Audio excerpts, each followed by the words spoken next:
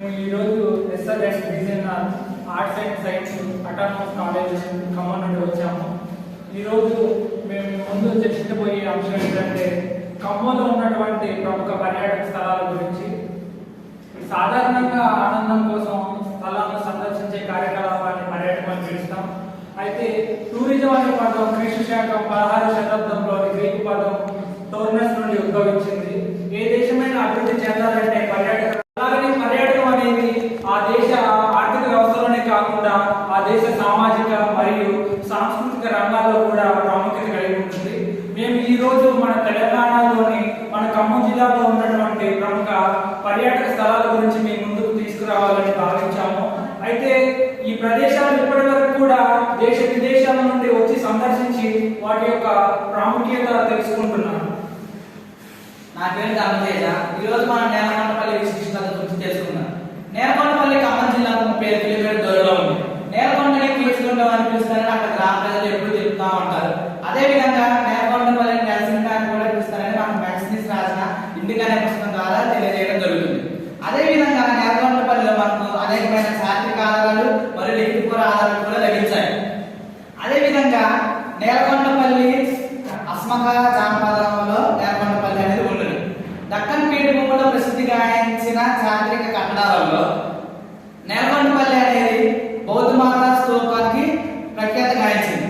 అదేవిధంగా అనేక మంది సన్యాసులు యాత్రికులు ఇక్కడ విశిష్టత గురించి తెలుసుకోవడం కోసం వస్తూ ఉండేవారు.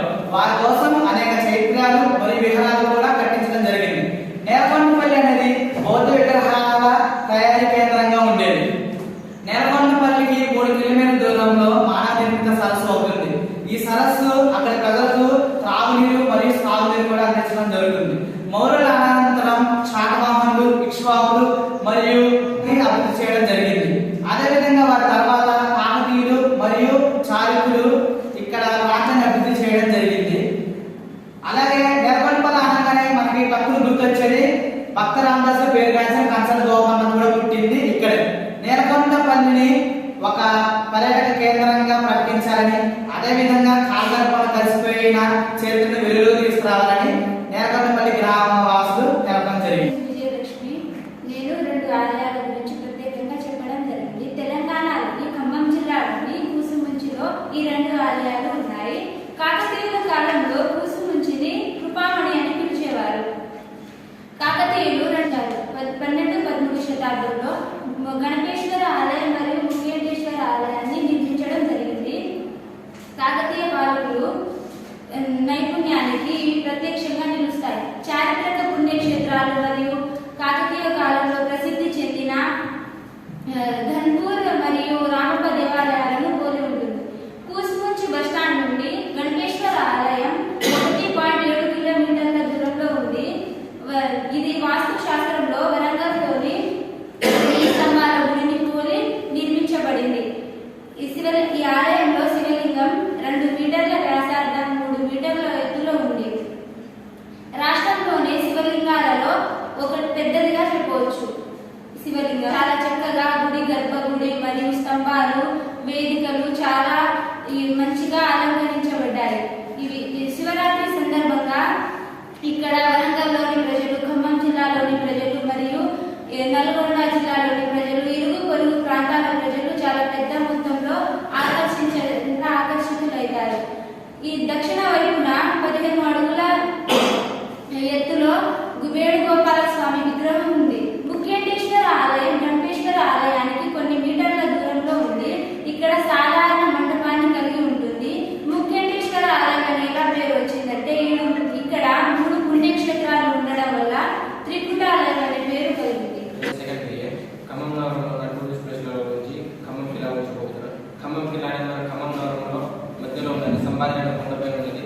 కాకతీయుల పరిపాలన కాలంలో 950లో ఖమ్మం కిలా నిర్మాణానికి పునాదులు వేయబడ్డాయి.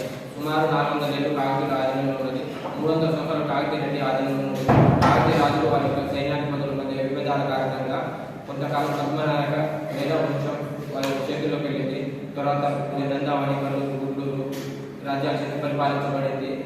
కొంతకాలం వరకు మనుషులు కుతుబ్ షాహీలు ఖమ్మం కిల్లాను ప్రశంసనీయంగా తీర్చిదిద్దడంలో కీలకమైన పాత్ర పోషించారు. ఖమ్మం కిల్లాకి ప్రధానంగా 10 దర్వాజాలు ఉన్నాయి. 10 దర్వాజాల్లో పశ్చిమ వైపు తూర్పు వైపున్న రాజీ దొరదలు లేదా పాత దొరదలు, కిల్ల లోపల జాఫర్ దొరకాలం లాంటి పాత మసీదు, మహాలు బావి ఉన్నాయి. 60 అడుగుల పొడవు, వెడల్పు 20 అడుగుల కలిగి ఉంటుంది. నేను బీఏ ఫైనల్ ఇయర్ చదువుతున్నాను.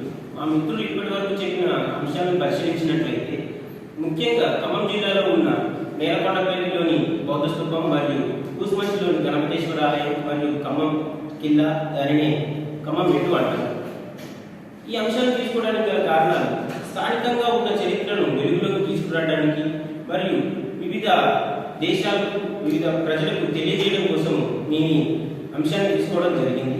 ముఖ్యంగా ఖమ్మం జిల్లాలో ఈ సంఘటనలను పర్యాటక రంగాన్ని అభివృద్ధి చేసేందుకు గాను ఈ ప్రాజెక్టును మీ ముందుకు తీసుకురావడం జరిగింది. Thank you.